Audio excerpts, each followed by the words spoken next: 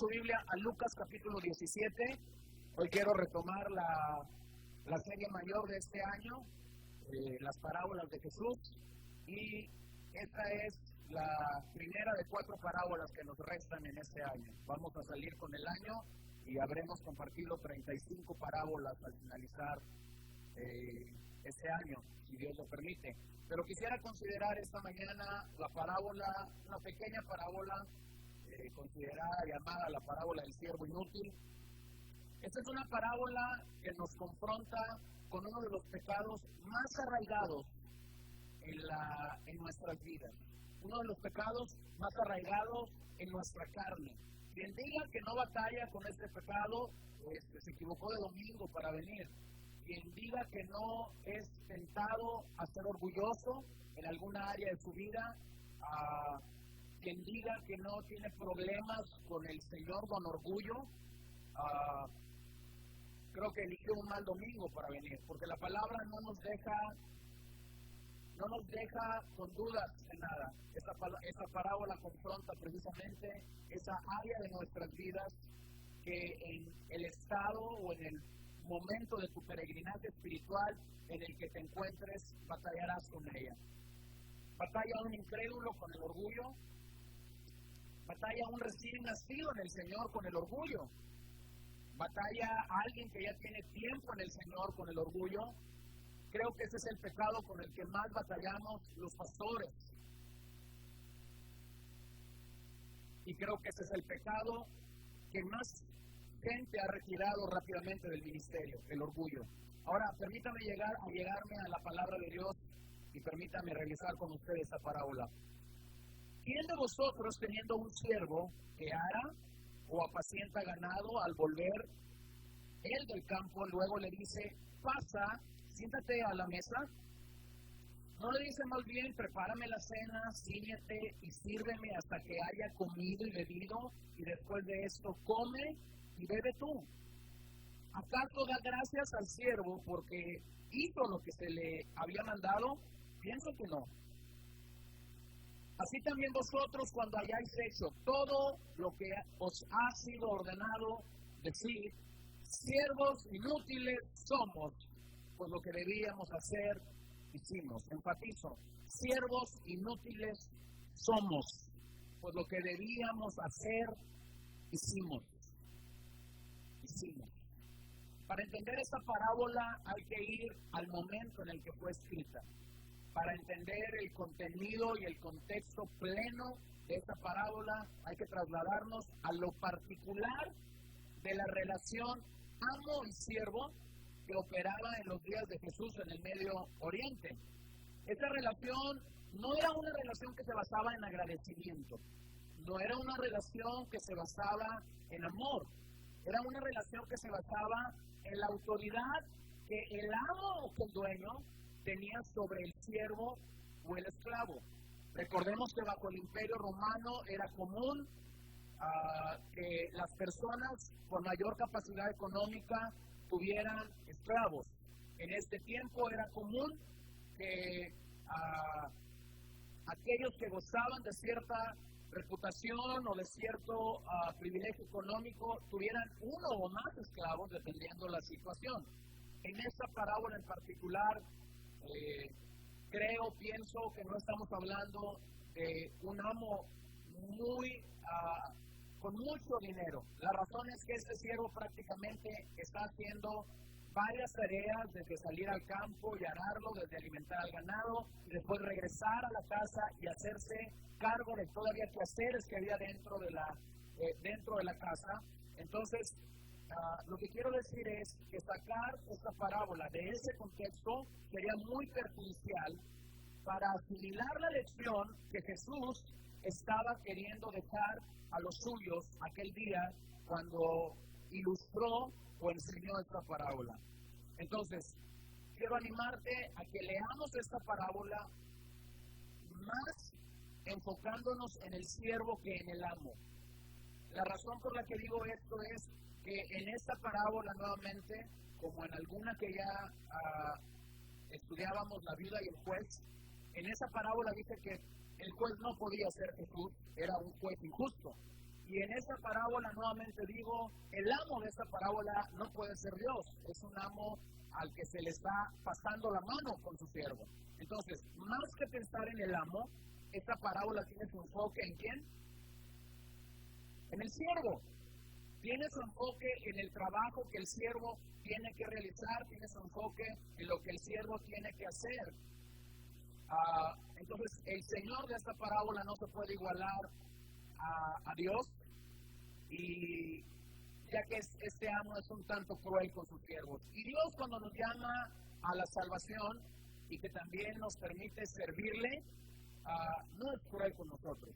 El Señor nos insta, nos anima a servirle, pero Él no viene a ser cruel con nosotros. Entonces, la lección que hay en esta parábola es que el orgullo no tiene ningún sentido delante de Dios. No hay ninguna razón por la cual usted y yo deberíamos crecer en orgullo delante del Señor. No te salvaste, no te santificaste, no te puedes redarguir a ti mismo, no puedes alentarte, no puedes exhortarte a ti mismo, no puedes animarte. Necesitamos a Dios que venga y haga todo esto, a veces a través del Espíritu, a veces a través de la palabra, a veces a través de Jesús mismo, mostrándonos, enseñándonos alguna área de nuestras vidas en las que estamos mal. Sin embargo, lo vuelvo a decir, como lo he dicho esta mañana, los creyentes tenemos una tentación muy grande de jactarnos, de envanecernos por lo que hacemos para Dios.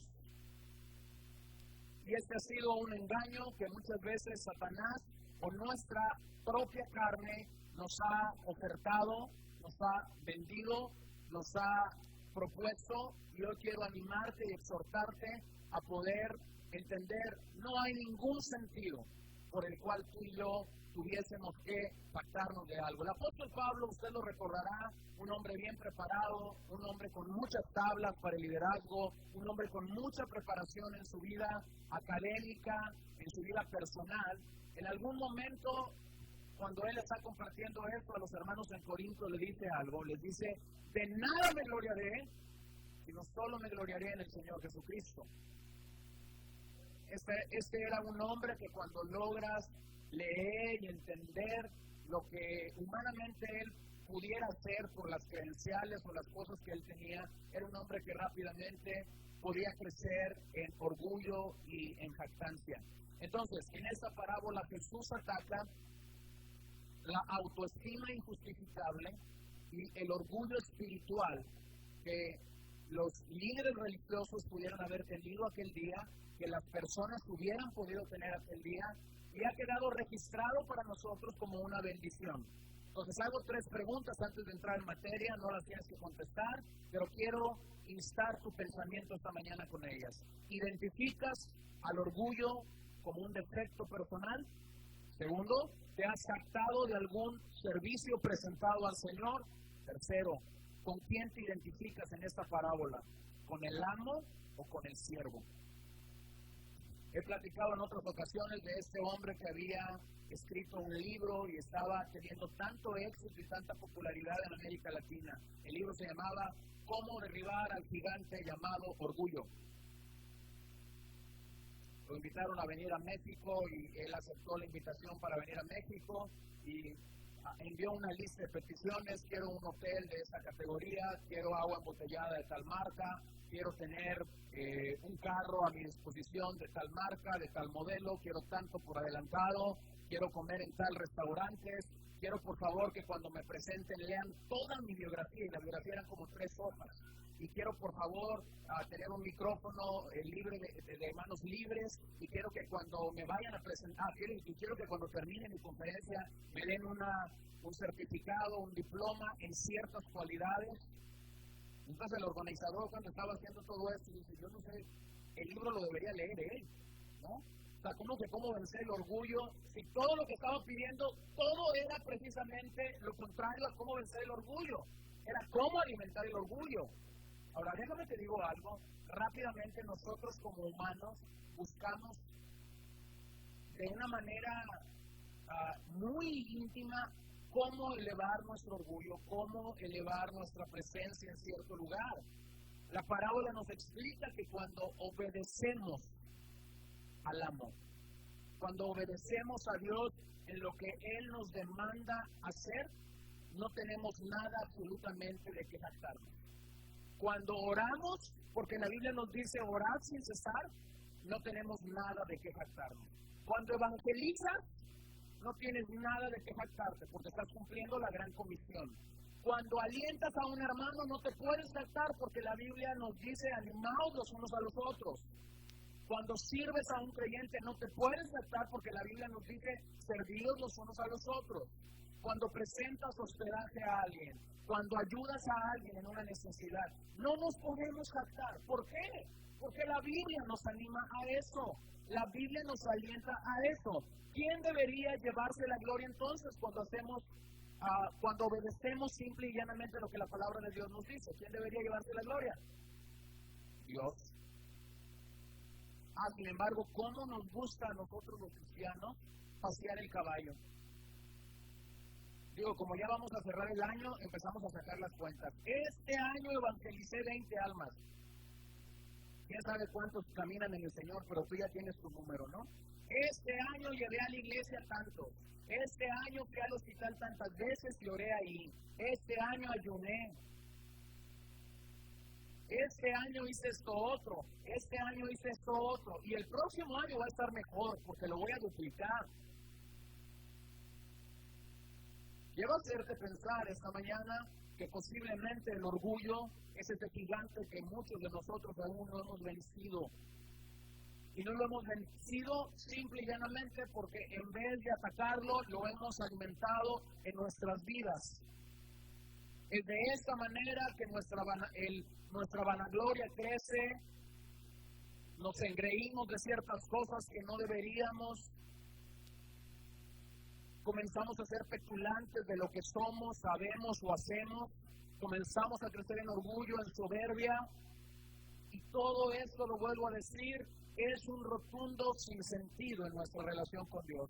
El apóstol Pablo en Romanos capítulo 3, versos 27 y 28,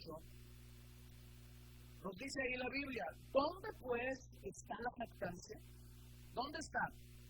Y él contesta, queda excluida. ¿Por cuál ley? ¿Por la de las obras?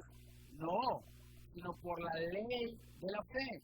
Concluimos pues que el hombre es justificado por fe sin las obras de la ley. Ahora tú me dirás, no tengo problemas con la ley. Yo no estoy ahí siguiendo mandamiento tras mandamiento, fiesta tras fiesta. No, líbreme el Señor que yo esté haciendo esto porque no es por la ley, sino es por fe. Y pudieras tener una teología adecuada y correcta de eso. Sin embargo, comenzar a crecer en orgullo por ciertas y cuales cosas que hago. Mira, entre nosotros los evangélicos es tan común crecer en orgullo por cosas que Dios nos ha mandado. Ayuno más que la hermana Catita. Oro más que Plutarco. Y mira que Plutarco tiene 30 años en la iglesia y él debería ser un guerrero de oración. Pero yo oro más que Plutarco. Enseño mejor que fulano de tal. Hago mejor, canto mejor que Tony. Y comenzar a buscar áreas de nuestras vidas donde podemos crecer en orgullo. Permítame definir la palabra orgullo, aunque muchos sabemos de qué se trata, es el exceso de valoración propia por el que uno se cree superior a los demás. Exceso.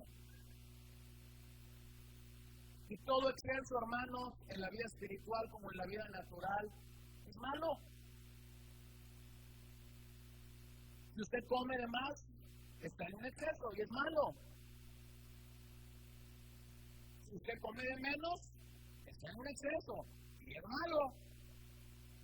El orgullo es una área de nuestras vidas que nos invita a sentir o creer una valoración que nos hace llegar a pensar que somos superiores a los demás.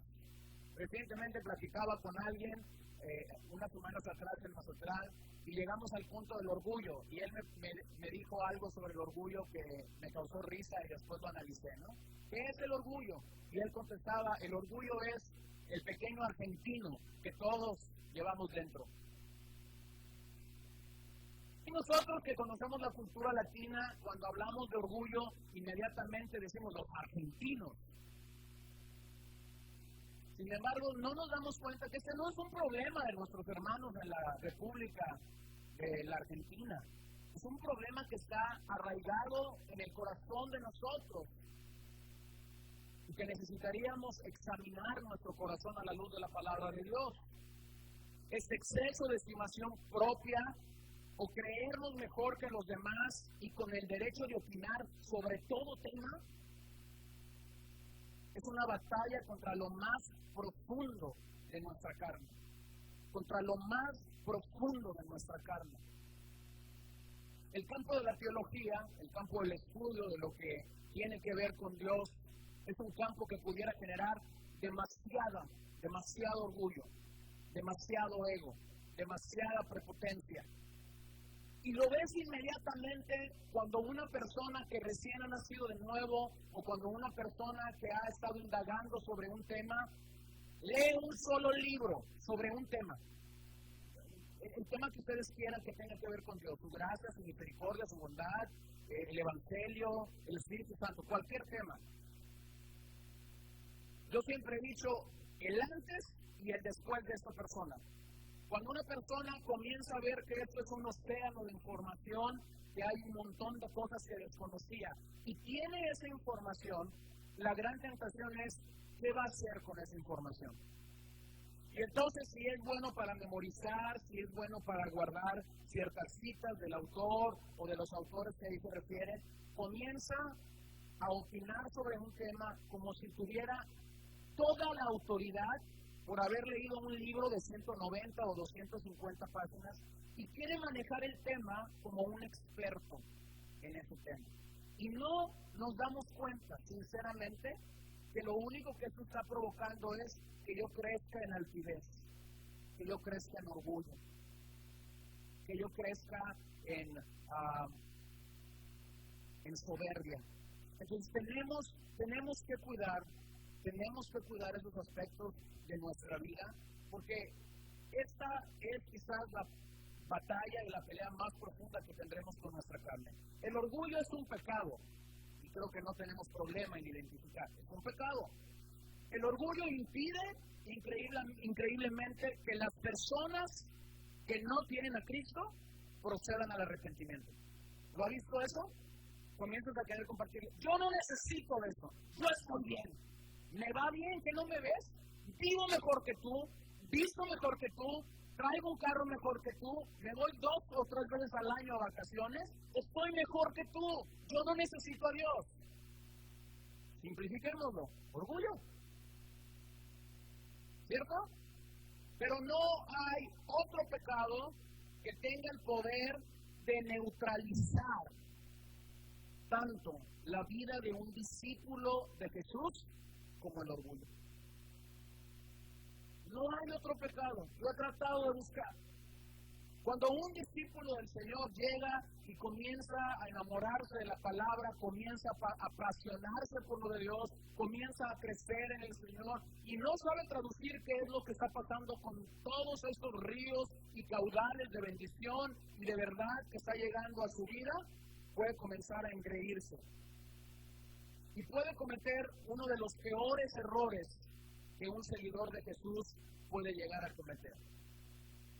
Lo he referido muchas veces. Preocúpate cuando tu espíritu se ha cerrado y tu espíritu ya no es enseñable. Cuando nuestro espíritu ya no es enseñable, cuando creemos que lo sabemos todo, cuando creemos que ya no hay nada más que alguien nos pueda decir acerca del Señor Jesucristo, acerca de su palabra, acerca de su verdad, usted en ese momento, usted ha producido un espíritu no enseñable. Cree tener la verdad y esto se traduce rápidamente a la luz de esta parábola en una sola expresión: orgullo. Orgullo.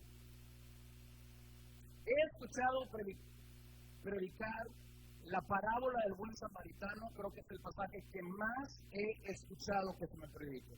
Por lo menos estaba haciendo un ejercicio de recordar cuántas veces la he escuchado predicada y llegué en mi mente, que a veces piensa de más o a veces piensa de menos, la he escuchado unas 7 u 8 veces.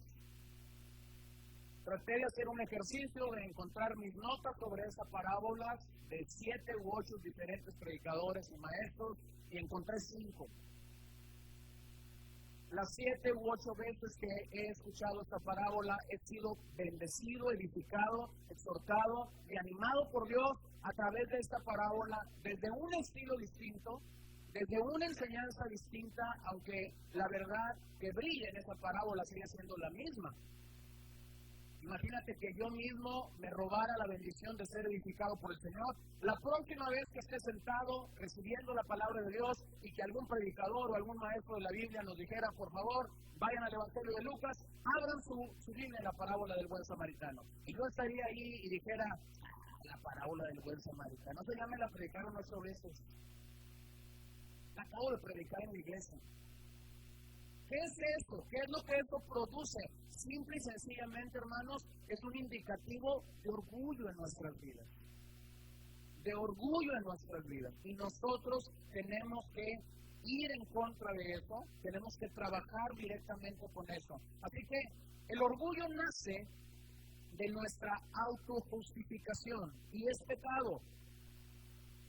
El orgullo que nace de nuestra autojustificación es pecado. Cuando buscamos autojustificarnos, sobre todo porque no hacemos algo que Dios nos ha mandado a hacer. ¿Alguien le ha dicho alguna vez, estás mal en esto? ¿Alguien se lo ha dicho? A todos creo, ¿verdad? Usted no me dejará mentir si usted está casado, si usted está en un matrimonio, que de la persona que más nos duele que nos diga estás mal en esto es de nuestro cónyuge. Cuando nuestro cónyuge nos dice, ¿sabes qué? Estás mal en esto, estás haciendo esto mal. Ese es un momento crítico en nuestras vidas. Pero ¿sabes qué? Quien mejor pudiera tener un análisis de si estamos bien o estamos mal, pues le tengo noticias, es nuestro cónyuge. Le guste o no, es la persona con la que más tiempo pasa en la semana, en el año, en los meses que están transcurriendo. Es la persona que ha estado con usted en las buenas y en las malas, en los momentos difíciles y adversos. Sabe cómo reaccionarás ante ciertos y cuáles eventos.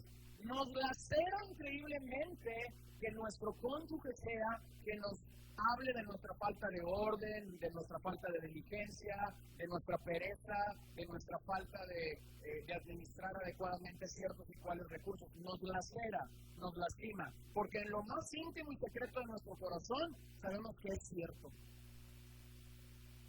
Sabemos que es cierto. Pero cuando eso sucede, inmediatamente comienza una historia de autojustificaciones. Es que tú no sabes, las cosas están muy duras, el recibo de la luz es que este mes llegó mucho más grande que el del mes pasado, estoy trabajando muy duro, estoy teniendo un alto grado de tensión, y comienzan una serie de autojustificaciones. Mira lo que el Salmo 10, versículo 4 nos dice: el malo por la altivez de su rostro no busca a Dios. La altivez de su rostro no busca a Dios. No hay Dios en ninguno de sus pensamientos. Nosotros tenemos que cuidarnos de esto, tenemos que cuidarnos de la altivez de su rostro, porque para nosotros, ahora voy a hablar de nosotros que estamos en el Señor, cuando hemos elevado nuestro rostro y estamos pensando con un exceso acerca de nuestra persona con respecto a otros, comenzamos básicamente a dejar de buscar a Dios, a sentirnos seguros.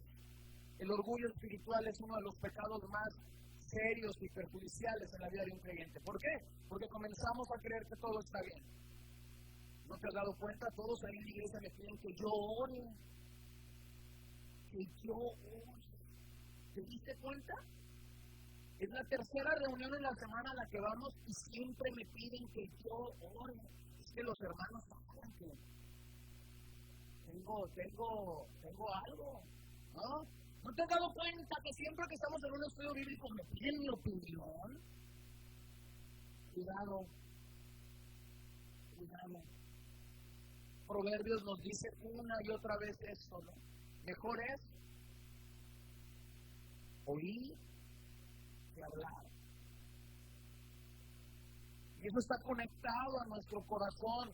Debemos reconocer, hermanos, el peligro de enorgullecernos, crecer en soberbia y aún confiarnos de los dones y de los talentos que hemos recibido por gracia de Dios en nuestra vida. El orgullo nos llena de argumentos, de razonamientos y de justificaciones cuando estamos fallando en algún aspecto de nuestras vidas.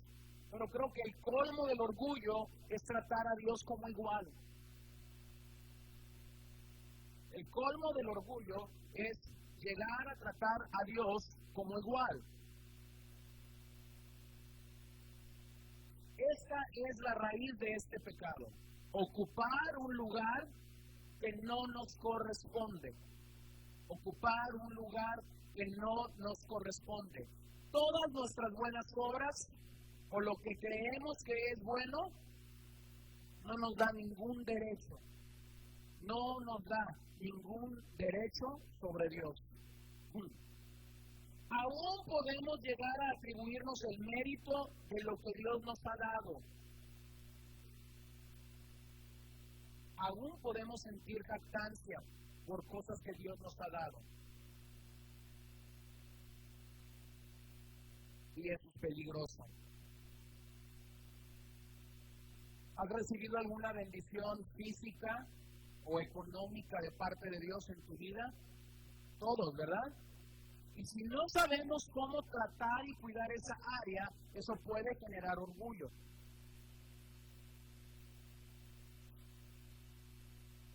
Mira, rápidamente, pues, tengo que usar mi ejemplo, ¿no? Hace 2 años me regalaron un carro. Y cuando te regalan cuando alguien te da una bendición de este tipo, tienes 2 cosas. O decir gracias Señor, gracias Señor, gracias Señor, o irte del otro bando. Me debo de estar portando muy bien para que me haya llegado un carro.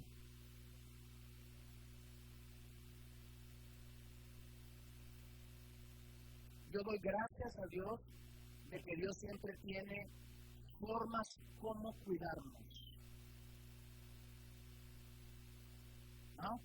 Formas como cuidarnos. A los meses que me habían regalado este carro, me enteré que un pastor había contado este testimonio en su congregación y que cuando contó este testimonio en su congregación, el postdata fue, es que este pastor es un sitiado de Dios.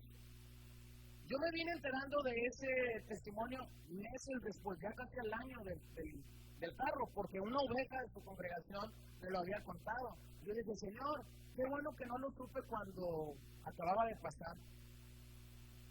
Pero después me di cuenta que en su soberanía y en su gracia, Dios nos cuida, hermanos.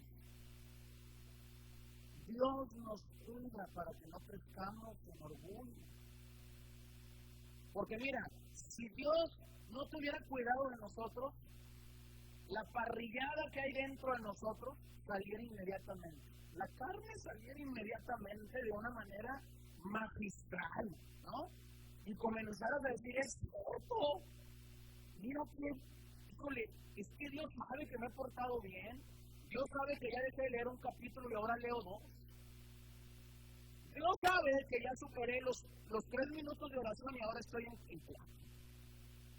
Nuestra carne comienza a quemarse ideas y más ideas y más ideas. Pero déjame decir qué pasa.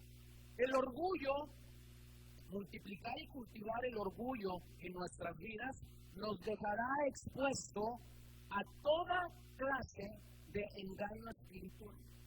Eso es lo peligroso en la vida de un creyente. Y cuando multiplicas orgullo en tu vida y crees que te la sabes de todas y crees que eres un bendecido de Dios y crees que estás al nivel de Dios, no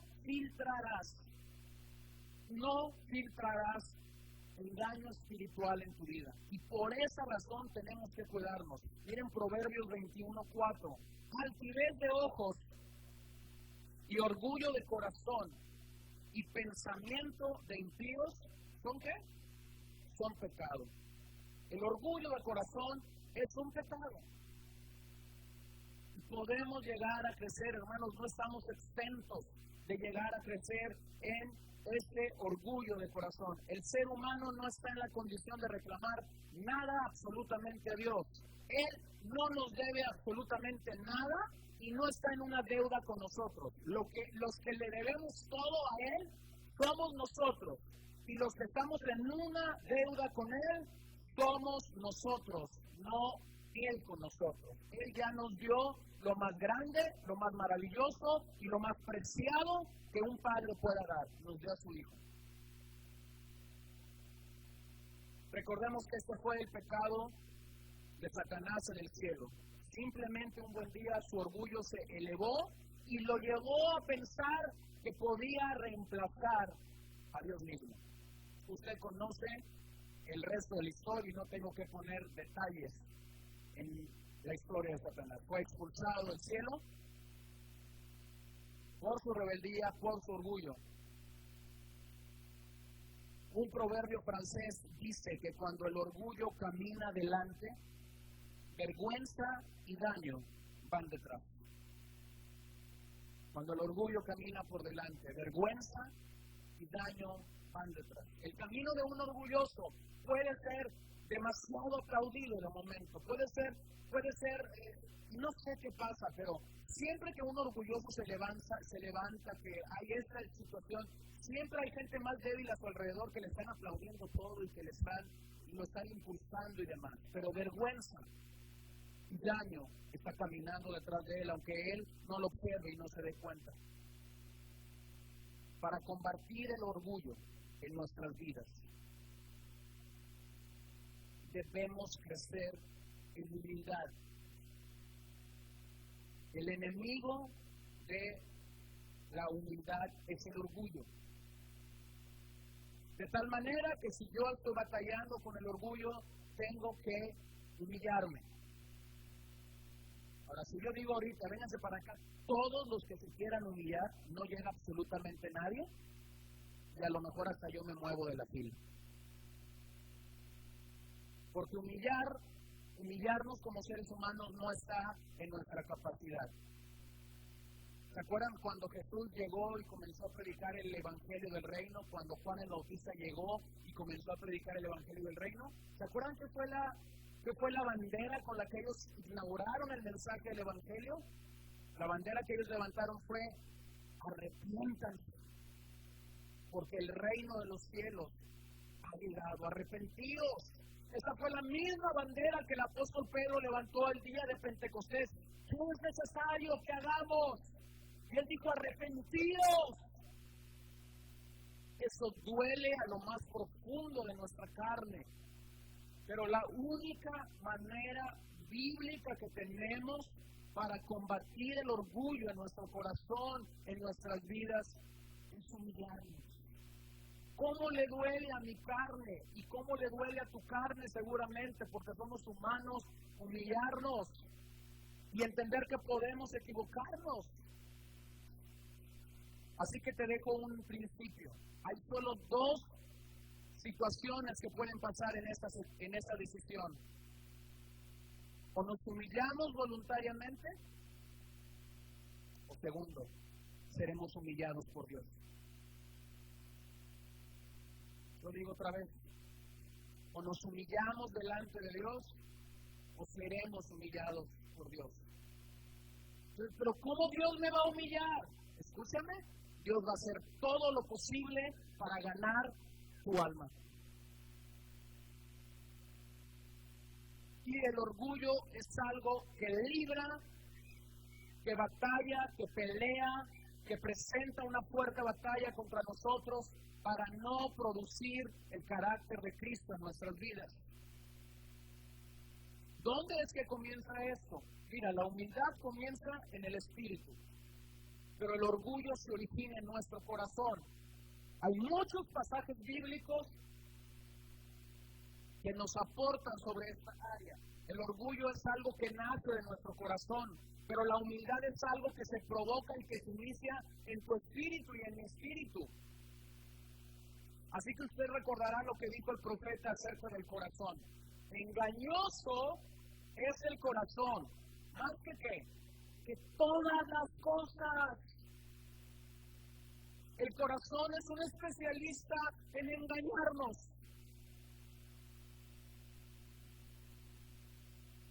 Espero que no haya una situación aquí, o si la hay, pues que ya pasó. Pero el corazón es muy engañoso. Ahí está la chica en secundaria, ha llegado el primer día, ve a un muchacho que la cautiva inmediatamente. Al día siguiente ese muchacho llega y le dice, hola, buenos días. Y el corazón de esa chica ya llegó hasta la boda y la luna de miel. Y no es otra cosa que su corazón la está engañando. Su corazón la está engañando. Por eso la misma palabra nos insta a guardar nuestro corazón, porque de él mana la vida.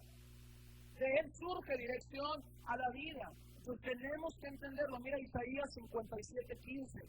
Porque así dijo el alto y sublime, el que habita la eternidad, cuyo nombre es el santo.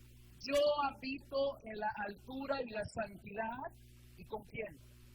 Con el quebrantado y humilde de espíritu, para hacer vivir el espíritu de los humildes y para vivificar el corazón de los quebrantados. Aquí hay un principio que no es entendible para alguien que está dominado por su carne. Dios habita con los quebrantados y humildes. Dios habita con los quebrantados y humildes de espíritu, pero rechaza a los soberbios, rechaza a los engreídos.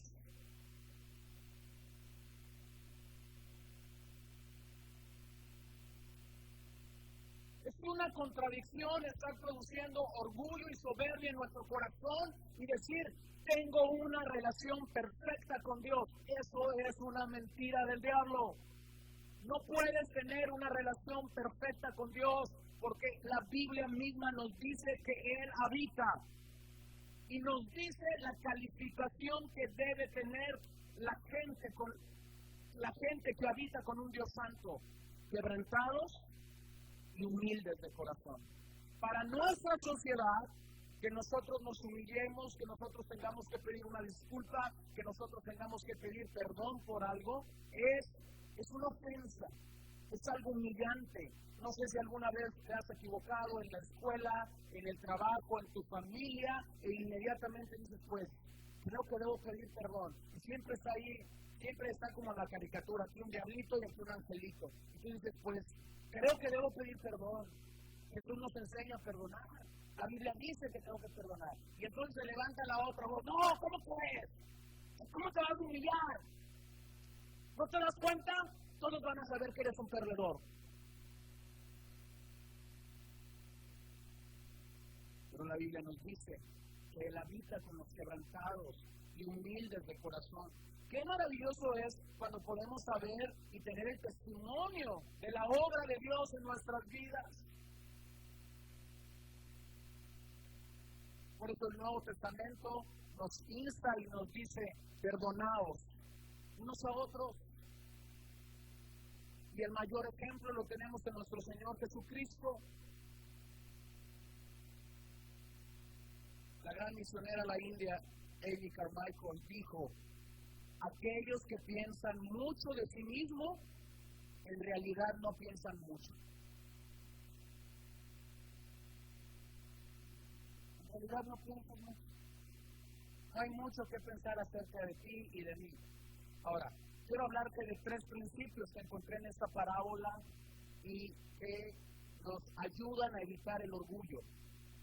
Nos ayudan a pelear contra ese gigante oculto en nuestras vidas o no oculto, no sé. Número 1, el discípulo es un esclavo que sirve a su Señor. Si tú has creído en el Señor Jesucristo, si tú has venido a la comunión de la iglesia al entendimiento de lo que la fe nos capacita para creer y para hacer en una novedad de vida, tenemos que recordarnos a nosotros mismos continuamente: somos esclavos por amor.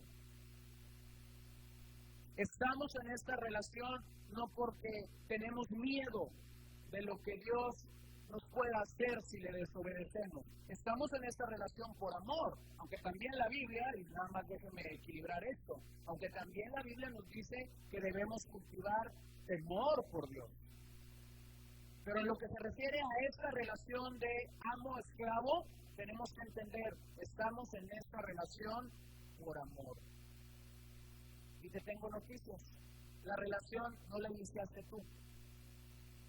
La relación la inició Dios mismo. ¿Se acuerdan de Juan 3:16? Porque de tal manera, ¿qué hizo? Amó Dios al mundo que entregó a su Hijo, para que todo aquel que en Él cree no se pierda, mas tenga vida eterna. Es el mismo apóstol Juan en una de sus cartas que nos dice lo siguiente. Nos dice que Él nos había amado mucho antes de que nosotros pensáramos en amarle. Entonces, estamos en una relación de amor. Somos esclavos por amor. Somos esclavos por amor. La expresión esclavo del amor tiene su idea o tiene su origen en el Antiguo Testamento, cuando un esclavo era comprado por un amo, todo esto bajo el principio de la ley. El año 7 era el año de la libertad, es decir, en ese año el esclavo sería liberto. Sucedía algo: si tú llegabas soltero a esa relación, a la casa de ese dueño, si tú llegabas soltero y entonces durante esos primeros 6 años te casabas, entonces la esposa venía a ser una esclava, y como te habías casado bajo ese cuidado del amo, la esposa le pertenecía al amo. Si tú tenías 2 o 3 chamacos en esos 6 años, los hijos le pertenecían al amo. Y llegaba el año 7. Y el amo entonces decía: bueno, es el año de la libertad, que te vaya bien, Dios te bendiga. Si tú aceptabas la libertad, se quedaban en la casa como esclavos tu esposa y tus 3 chilpayates. Entonces muchos esclavos decían: no, aunque sea el año de mi libertad, yo me voy a quedar.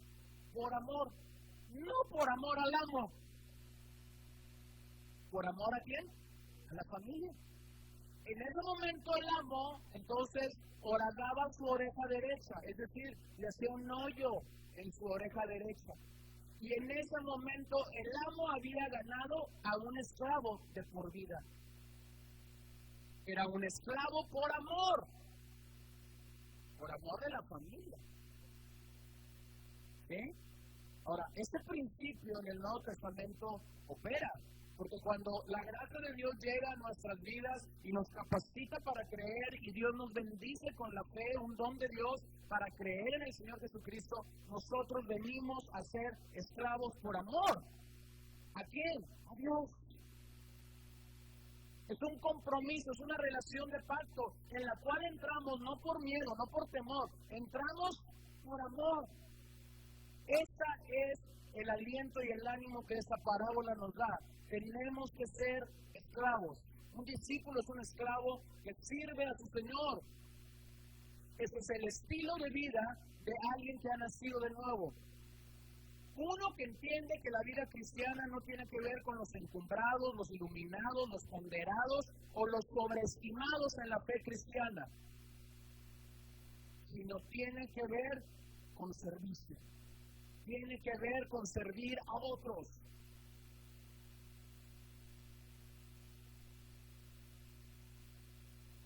Cuando yo era un niño se estilaba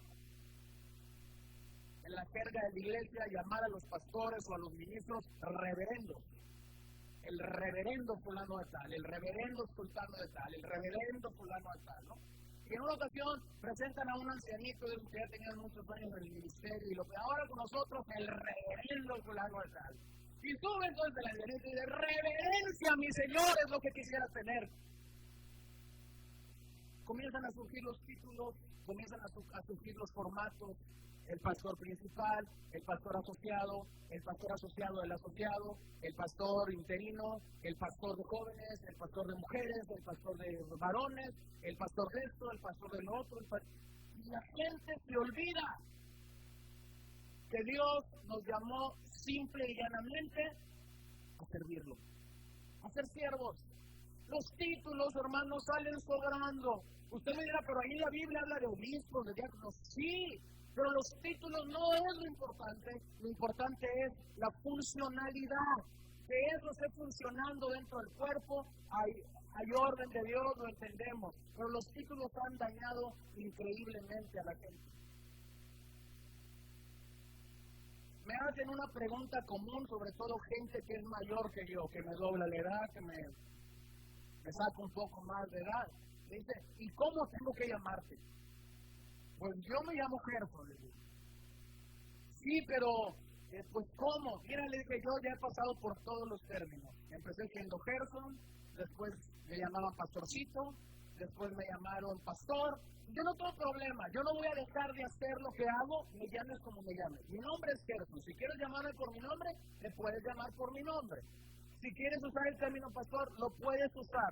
El término pastor no me hace ni más grande ni más chico, porque tengo muy claro, lo importante de esto no es el título, lo importante de esto es la funcionalidad. Entonces, Dios nos ha dado todo lo que somos y todo lo que hacemos. Por esa razón, todas nuestras fuerzas deben emplearse en Él. Me encanta cuando el apóstol Pablo abre la carta a los romanos. Bueno, lo hacen en otras cartas también. Pero vean cómo se identificó Pablo. Pablo, siervo de Jesucristo, llamado a ser apóstol, apartado para el evangelio de Dios. Llamado a ser apóstol. Pero antes, hermanos, antes de hablar de su apostolado, que si ustedes hacen una observación clara, dice llamado a ser apóstol. Es decir, Dios lo había llamado, no es que él se llamó, no es que él quiso usar el título, Dios lo llamó. Pero Pablo se identificaba como un siervo de Jesucristo, un esclavo, no más, nada más. Ahora, para cuando Pablo escribe la carta a los romanos, Pablo ya había escrito varias cartas, había fundado varias iglesias, había comenzado a discipular a varios hombres importantes en la historia del Nuevo Testamento que llegaron a ser importantes como Tito, como Timoteo. Tenía un buen equipo con Priscila, Aquila, Lucas estaba a su lado. Había muchos títulos que él pudo haber usado, pero él prefirió identificarse como un siervo de Jesucristo. La mejor manera de saber si somos siervos o no es notar nuestra reacción cuando se nos trata como tal. ¿Cómo saber si verdaderamente soy un siervo o ando buscando ser un encumbrado o ser un iluminado dentro de la familia del Señor? Cuando alguien llega y te trata como siervo. Ese es el punto en el que vas a poder entender si sí o no. ¿Qué le pasa? ¿Qué no sabe que aquí mis chicharrones truenan? ¿Y a qué le pasa? ¿Qué no sabe que le doblo la edad? Y no nomás de vida, lo que él tiene en Cristo, yo se lo doblo en el Señor. Ese, Dios nos llamó a ser un siervo. No nos llamó a ninguna otra cosa. ¿Cómo reaccionamos ante eso? ¿Cómo reaccionamos ante eso? Cuando verdaderamente servimos al Señor, cuando verdaderamente entendemos el servicio al que Dios nos ha llamado, hermanos, seremos libres. Libres para amar al Señor, libres para servirlo, libres de arrogancia, libres de prepotencia. No nos importará si nos dirán de una manera u de otra, porque lo importante, vuelvo a decirlo, no es el título, lo importante es el servicio. La segunda lección que yo aprendo de esta parábola, que nos invita a evitar el orgullo, es que el discípulo debe servir y debe obedecer los mandamientos de su Señor. Vemos en esta parábola cómo es que el siervo Hizo todo lo que se le había pedido. Hizo todo lo que se le había pedido. Esto debe suceder en nuestras vidas hasta que la obra que Dios nos ha encomendado sea cumplida cabal y totalmente. El siervo de esta parábola debía dar de comer al ganado, arar el campo, para llegar al anochecer y proceder a servir en la casa y atender la mesa. Este servicio requería de mucha perseverancia y de mucha disciplina de su parte. Y esta es la parte en la que muchos de nosotros fallamos en servir al Señor. Muchos de nosotros fallamos en nuestro servicio a Dios porque no perseveramos o porque no somos disciplinados en alguna área de nuestra parte. Ahora déjenme le hablo de la doble naturaleza de servir al Señor. Por un lado, servir al Señor es un gran privilegio. Por el otro lado, servir al Señor es una gran responsabilidad. Y muchos a veces nos quedamos con la cara de que servir al Señor es un privilegio, pero obviamos o eliminamos el que servir al Señor es una gran responsabilidad. En esta parábola se nos anima y se nos alienta a hacer uso de la perseverancia y de la disciplina de un siervo para acabar la tarea que Dios nos ha encomendado, para llegar a presentar un servicio diligente y un servicio disciplinado al Señor.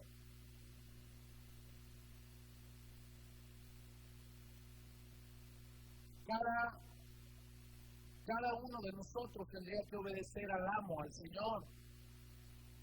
Y cuando practicamos esa obediencia a Dios, eso no debería causar ningún prestigio y gloria a nosotros. Simple y sencillamente eso debería traer mérito completo al Dios al cual estamos obedeciendo. Miren, leo algunos pasajes que nos puede aclarar la idea. Eclesiastés 9:10. Todo lo que te viniere a la mano para hacer, hazlo según tus fuerzas, porque en el Seol a donde vas no hay obra, ni trabajo, ni ciencia, ni sabiduría. Todo lo que te viniera a la mano, ¿qué dice? Para hacer, hazlo. Ahora, dice algo aquí el autor de Eclesiastés. Hazlo según tus fuerzas. Cuando Pablo habla de servir al Señor, en varias ocasiones el apóstol Pablo usa la palabra agonizar. La palabra agonizar en el Nuevo Testamento, cada vez que Pablo utiliza esta palabra es básicamente, voy a servir con todas mis fuerzas hasta que me las acabe. O sea, voy a servir con todas mis fuerzas hasta que ya no me quede nada. Y déjame te digo qué pasa cuando eso sucede. Cuando tus recursos físicos se han agotado o se han acabado, entonces vendrá una nueva dosis de gracia y de fortaleza del Señor para hacerlo. Y alguien pudiera decir, pues yo nunca lo he experimentado. Y te digo, ¿por qué? Es que muchos de nosotros no llegamos a experimentarlo. Porque no llegamos a acabar las fuerzas físicas humanas que tenemos para servir al Señor. Nos desvelamos cuando tenemos a un enfermo en el hospital. Nos desvelamos cuando tenemos una situación económica adversa. Nos desvelamos cuando estamos en un velorio. Damos todo de nuestra parte cuando vas manejando en carreteras, vas en carro y quieres llegar a dormir a Los Ángeles. Ahí sí no importa, no hay sueño, no hay nada, porque tienes en tu mente llegar al parque de Disney al día siguiente. Si no pueden decir amén, no digan amén, está bien, no hay problema. Entonces te hago la pregunta, ¿cuándo has agotado tus fuerzas para decir, me voy a encerrar en mi cuarto, voy a buscar al Señor y no voy a salir de ahí hasta que no tenga una respuesta? Bueno, a lo mejor la cosa ya varió, a lo mejor la situación ya es diferente y no hemos agotado nuestras fuerzas. Entonces la Biblia nos insta, haz todo lo que esté a tu mano y hazlo según tus fuerzas. Miren Juan capítulo 9, verso 4, Jesús mismo, me es necesario hacer las obras del que me envió, entre tanto que el día dura. La noche viene cuando nadie puede trabajar. Entonces está el Señor diciéndolo, es necesario hacer las obras del Padre que me envió. Romanos 12:11, en lo que requiere diligencia, no perezosos, fervientes en espíritu, sirviendo al Señor.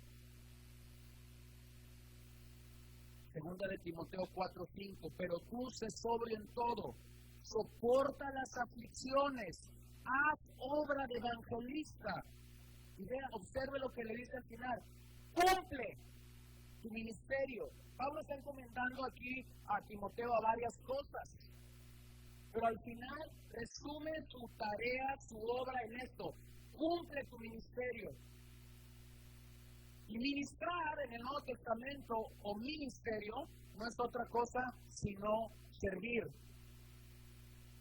Ahora sucede algo y la forma como el orgullo nos engaña, a veces pudiera ser a nosotros que ya estamos en el Señor, es que mientras más damos a nuestro Señor de nuestra vida, de nuestro servicio, el orgullo nos engaña a pensar o creer que Dios nos tiene que devolver lo que estamos dando.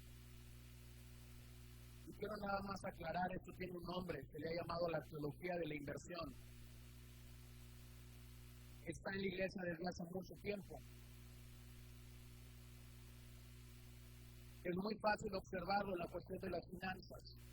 Cuando yo era un niño cantábamos para recoger la ofrenda, la ofrenda, la ofrenda, la ofrenda del Señor. Quien da un centavo, el Señor le da dos. Pero eso lo dice la Biblia. Tan, tan. Teología de la inversión. ¿Cómo que si tú das un centavo, el Señor te va a dar dos?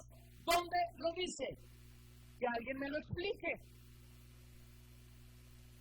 Y luego surgieron los grandes maestros de fe y prosperidad, surgieron la gran gente que decía, usted dé $100 y el Señor le va a dar 10,000. ¿De dónde salió esa aberración? Pues tiene un nombre, se llama la teología de la inversión. Y muchos estamos a veces sirviendo al Señor y estamos usando la teología de la inversión.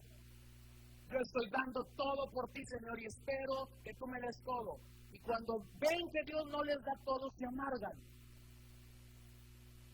Porque Dios nunca nos prometió llamarnos a servir y que Él nos daría todo. Hay varias cosas que el Señor prometió a alguien que le sirve. Pero eso de darte todo no está en el Nuevo Testamento. Prometió aflicción, prometió piedras, prometió persecución, prometió vituperio. Eso sí es bíblico y no tiene nada que ver con la teología de la inversión. Esta teología ha provocado un servicio falso al Señor. Falso al Señor. Hoy muchos sirven al Señor con la idea que Dios está obligado a darles todo. Eso es una mentira. Como siervos, no debemos esperar recompensas por servir al Señor. Ninguna recompensa tienes que esperar por servir al Señor. Si Él quiere compartirlas, las va a compartir. Pero esto no tiene que ser nuestra idea ni robarnos el sueño. Nuestro gran privilegio es servirle, amarle y bendecirle. Todo lo que Él, en su soberanía, quiera compartir contigo y conmigo cuando servimos, entiéndalo, queda en su soberanía. Queda en su soberanía. Las recompensas de Dios, hermanos, son por gracia, no por mérito alguno. Lo explico, para que les quede claro. Yo he conocido a pastores que dieron su vida, literalmente su vida, en el servicio del Señor. Cuando llegaron al final de sus vidas, jamás tuvieron una casa. Es más, cuando llegaron al final de su vida, hubo 3, 4 que tuvieron que comprar el féretro para enterrarlo.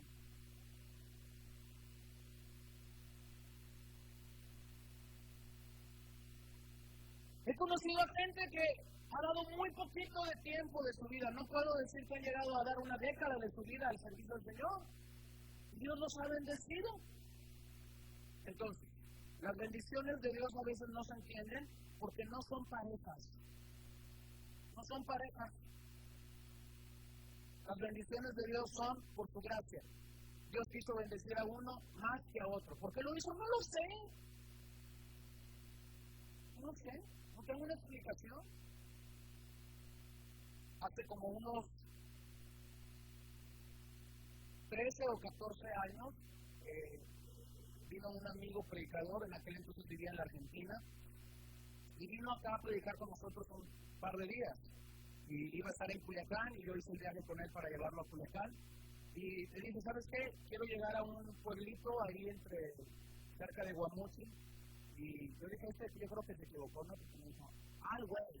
Me lo dijo así como con tinte de inglés, ¿no? Yo dije, se equivocó de región, ¿no? Porque yo no sabía que había un pueblito que se llamaba así ahí cerca de Guamuchi, ¿no?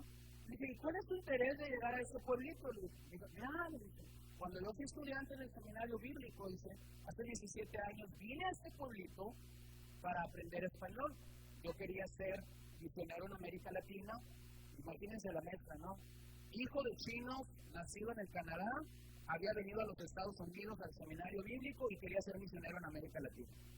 Bueno, entonces me dice, me mandaron a ese pueblito para aprender español y ahí conocí al hermano Rocha. Ahí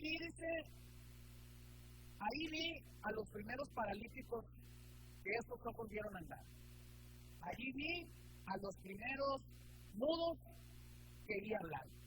Ahí vi a los primeros sordos que vi que oyeran. Este hermano Rocha tiene un cartel impresionante, ¿sí? Y él iba tan emocionado porque iba a ver a este hombre que le había enseñado español y le había enseñado acerca del ministerio y demás. Íbamos impresionados. Bueno, llegamos, él sabía cómo llegar a la iglesia, llegamos y me dice, espérate, son muchos choques a la vez, ¿no? Llegamos y me dijo, antes de llegar a tu casa vamos a entrar al templo. Y entramos a un templecito, hermanos, como, no sé, que sientan unas 40 gente. Y él empezó a llorar. Pero a llorar, como yo nunca he visto ver a un hombre llorar. Yo lo decía ahí en su momento, yo me hice a un lado. Pero como a los 15 minutos le digo, Mike, ¿qué tienes? ¿Qué te pasa? Y mis amigos, todo aquí está igual como 17 años atrás. Las mismas bancas viejas que ya estaban cuando yo vine, las mismas cortinas que están llenas de tierra, yo creo que ni las han lavado. Con esa guitarra cantábamos, dice, y cuando cantábamos ya era una guitarra vieja. Aquí no ha pasado nada. Todo está muerto, hombre.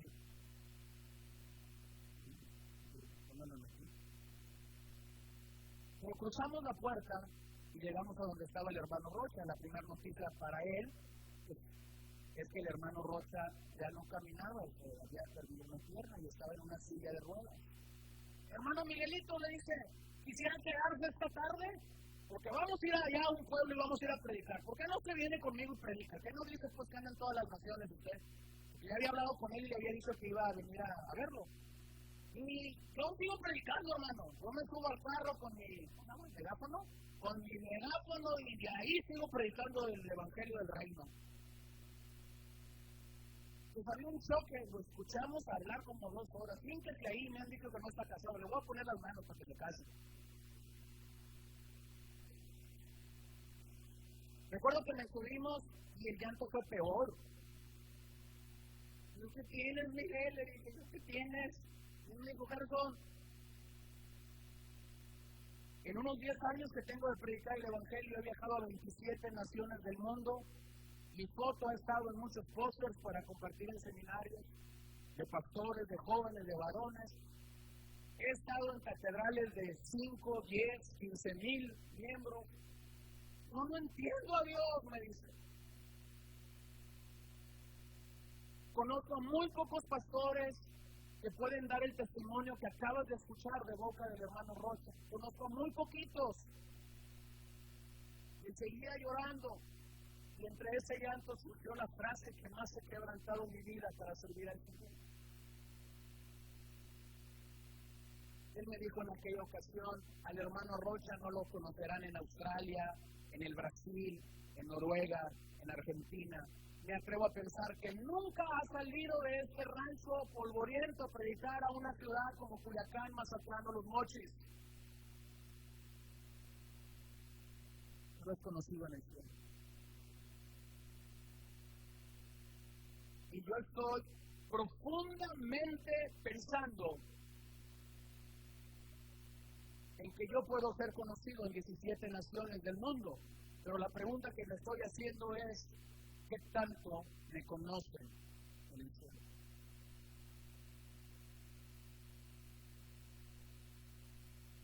Al año siguiente tuvimos el privilegio de visitar al hermano Rocha una semana antes de que muriera. En la providencia de Dios, Mike Lynn estaba en México y pudo llegar a su funeral. Y toda la iglesia lo estaba esperando porque él era el predicador estrella que iba a venir a predicar. Pero cuando llegamos a esa iglesia y entramos allí para estar en mi funeral, pasó idénticamente lo que usted ya se está imaginando que pasó. El hombre empezó a llorar y llorar y llorar y llorar. Subió al púlpito, dijo unas cuantas palabras y tuvo que decir, por favor, alguien predique. La teología de la inversión es una mentira de Satanás. La teología de la inversión apesta a azufre, huele a infierno, no es bíblica, no surge del corazón de Dios, no surge de ningún pasaje de la Escritura, surge de la ambición de hombres que no han entendido a qué Dios nos llama. Dios nos llama a servir por su gracia, jamás por nuestros méritos. Carlos Spurgeon dijo que mientras más alto esté un hombre en la gracia, mucho más bajo estará en su propia opinión. Mientras más entendemos la gracia y la misericordia de Dios atrayéndonos hacia Él, nosotros menguaremos en la opinión que deberíamos tener de nosotros mismos. Número 3, el discípulo debe ser humilde en su servicio al Señor. No importa lo que hagas para Cristo, simplemente es tu deber y mi deber hacerlo. No importa lo que hagas, sea grande a tus ojos o sea pequeño, nuestro deber es hacerlo.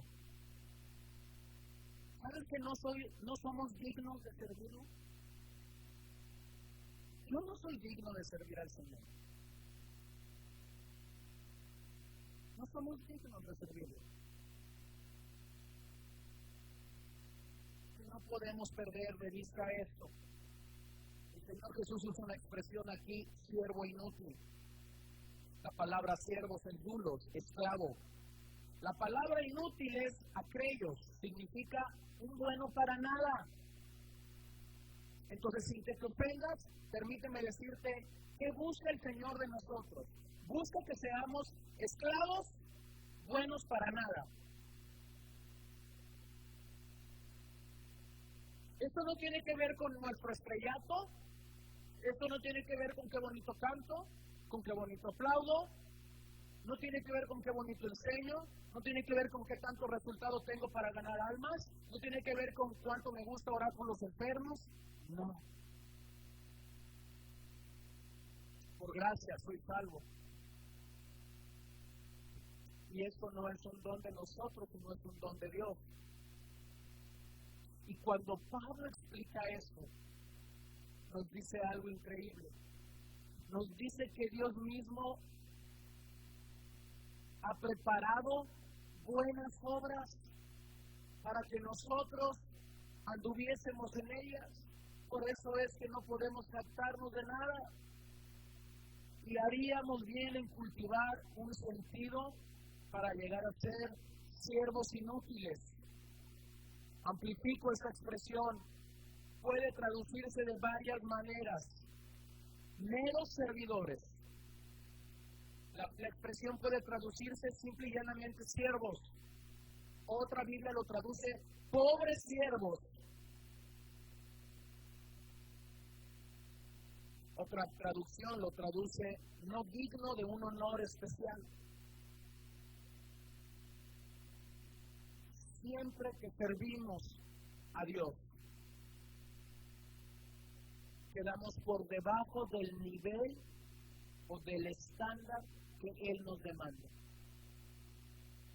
Romanos 12:3.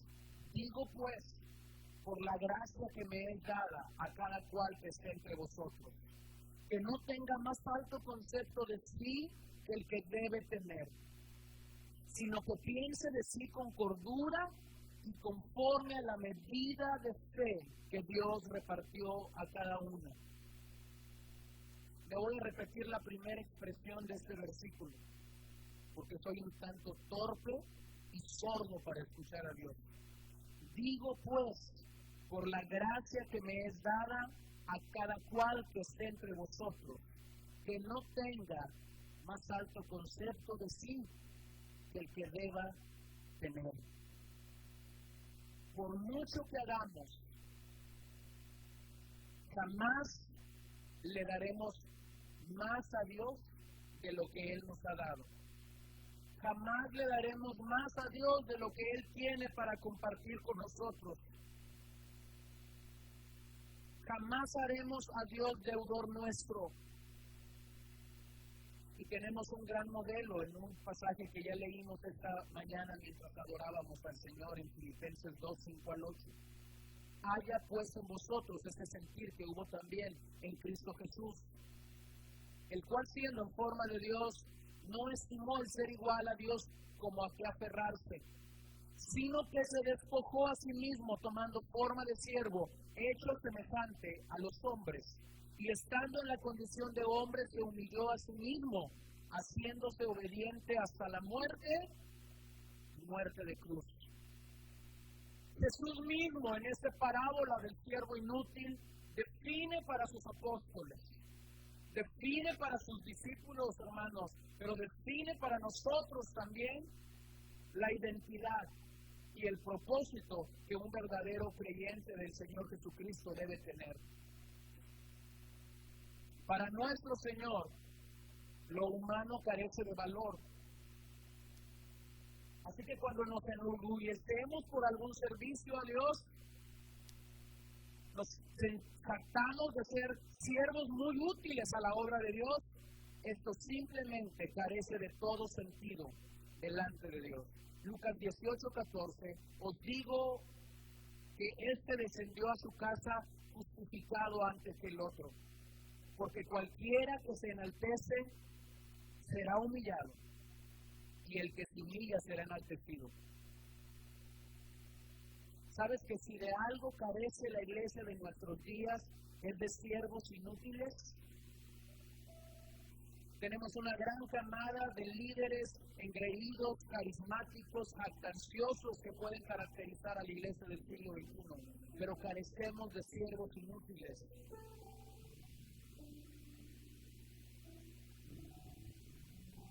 Hermanos, la obra de Dios no nos necesita en este sentido.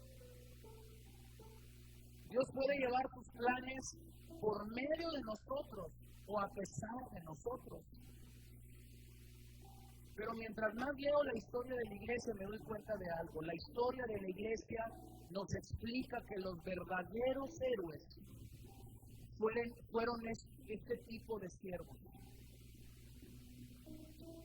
Siervos inútiles.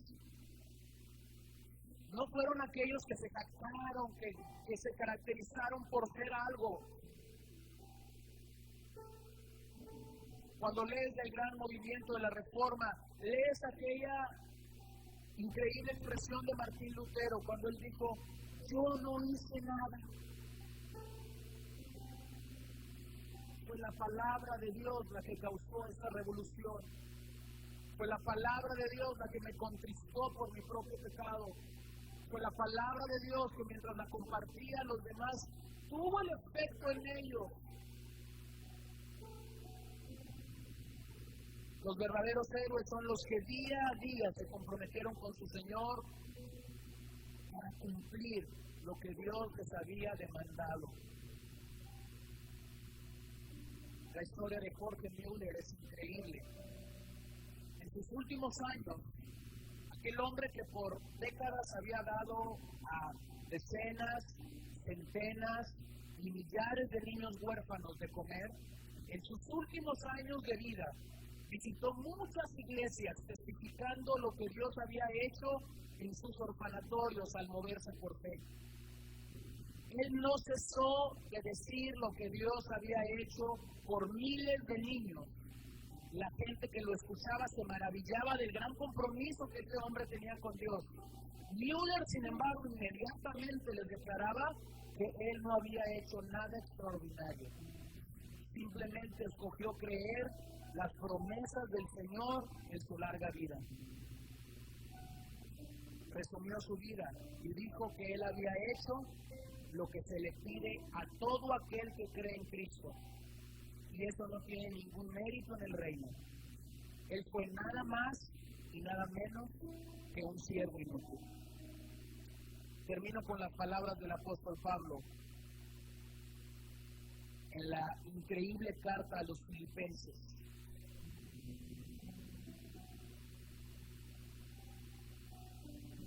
Pero cuantas cosas eran para mi ganancia, las he estimado como pérdida por amor de Cristo. Y ciertamente aún estimo todas las cosas como pérdida por la excelencia del conocimiento de Cristo Jesús, mi Señor, por amor del cual lo he perdido todo y lo tengo por basura para ganar a Cristo y ser hallado en Él, no teniendo mi propia justicia que es por la ley, sino la que es por la fe de Cristo, la justicia que es de Dios por la fe, a fin de conocerle y el poder de su resurrección y la participación de sus padecimientos, llegando a ser semejante a Él en su muerte, si en alguna manera llegase a la resurrección de entre los muertos, no que lo haya alcanzado ya, ni que ya sea perfecto, sino que prosigo para ver si logro asir aquello por lo cual fui también asido por Cristo. Hermanos, yo mismo no pretendo haberlo ya alcanzado, pero una cosa hago, olvidando ciertamente lo que queda atrás y extendiéndome a lo que está delante, prosigo a la meta, al premio del supremo llamamiento de Dios en Cristo Jesús.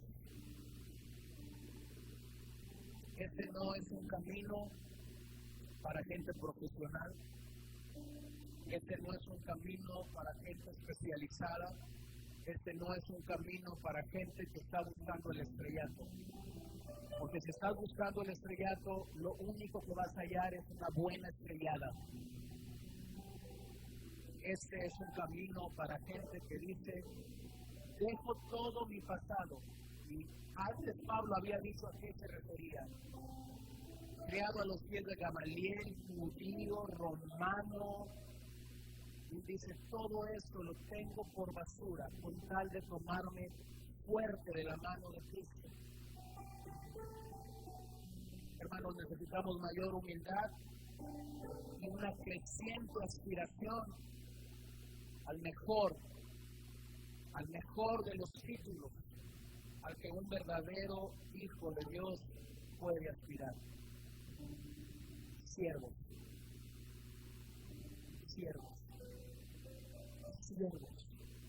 Y como el Señor conoce la condición de nuestro corazón, le pone un calificativo mortal. Siervos inútiles. Pues no te pido.